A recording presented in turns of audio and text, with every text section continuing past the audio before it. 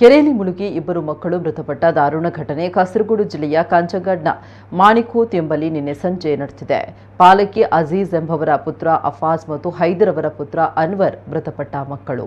ಇನ್ನೋರ್ವ ಬಾಲಕ ಅನ್ವರ್ನ ಸಹೋದರ ಹಾಶಿಂನನ್ನ ಗಂಭೀರ ಸ್ಥಿತಿಯಲ್ಲಿ ಮಂಗಳೂರು ಆಸ್ಪತ್ರೆಗೆ ದಾಖಲಿಸಲಾಗಿದೆ. ಸಂಜೆ 4 ಗಂಟೆ ಸುಮಾರಿಗೆ ಈ ಘಟನೆ ನಡೆದಿದೆ. ಮಾಣಿಕೋತ್ ಪಾಲಕಿ ಮಸೀದಿಯ ಕೆರೆಯಲ್ಲಿ ಸ್ನಾನಕ್ಕಿಳಿದ ಸಂದರ್ಭದಲ್ಲಿ ಈ ದುರ್ಘಟನೆ ಸಂಭವಿಸಿದೆ.